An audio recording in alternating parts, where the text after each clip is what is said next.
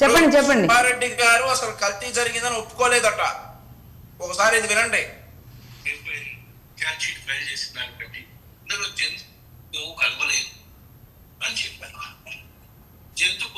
బయట వచ్చిందా? నేను పంపిస్తున్నా మేడం మీకు. ఉందండి ఉంది, ఒకసారి బయట ప్లే చేస్తాను నేను కూడా. ఒకసారి బయట ప్లే చేయండి.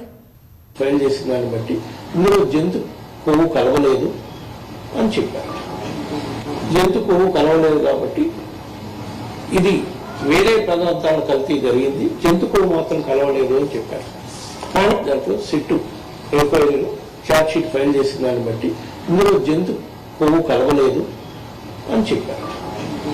జంతు కొవ్వు కలవలేదు కాబట్టి ఇది వేరే పదార్థాల కల్తీ జరిగింది, జంతు కొవ్వు మాత్రం కలవలేదు అని చెప్పారు. సిట్టు ఏమన్నారు? సిట్టు వాళ్ళ ఛార్జ్ షీట్ లో జంతు కొవ్వు పదార్థాలు కలవలేదు, వేరే పదార్థాలు కలిసాయని ఛార్జ్ షీట్ లో వాళ్ళు పేర్కొన్నారని ఆయన చెప్పారు. కలిసిందని ఆయన చెప్పలే. మీరు అడిగిన సిబిఐ ఛార్జ్ షీటే కదా. ఇదేంటి సార్, ఆయన కలిసిందని ఒప్పుకోలేదు కదా. మీరు ఎందుకు అడిగిందే కదా బ్రదర్. అప్పుడు స్టేట్మెంట్ ఎందుకు ఇస్తారు? ఇది ఒక్క నిమిషం అండి, ఒక్క నిమిషం నేనే ప్లే చేస్తాను. ఒక్క నిమిషం అండి, నేనే ప్లే చేస్తాను. ఒక్క నిమిషం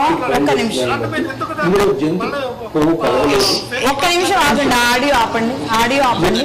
ఆడియో ఆపండి. ఒక్క నిమిషం లక్ష్మణరావు గారు ఒక్కసారి వినండి. ఇది వేరే ఛానల్కి ఇవ్వడం వల్ల మనం ఆన్ ఎయిర్ ఇవ్వలేము, రిపబ్లిక్ ఛానల్కి ఇచ్చారు.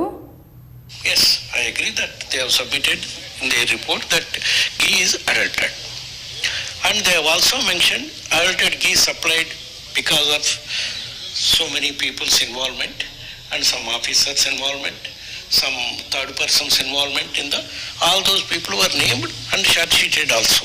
Ghee is adulterated with some palm oil, some kernel oil, some other items, whatever it is. That is found in the CBI SIT report that has been mentioned there.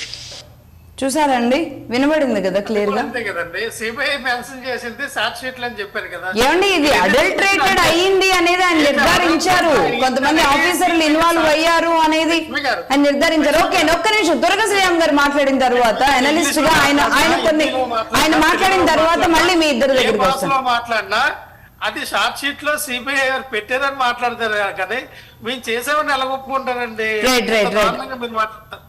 Right, Durga Sriram గారు.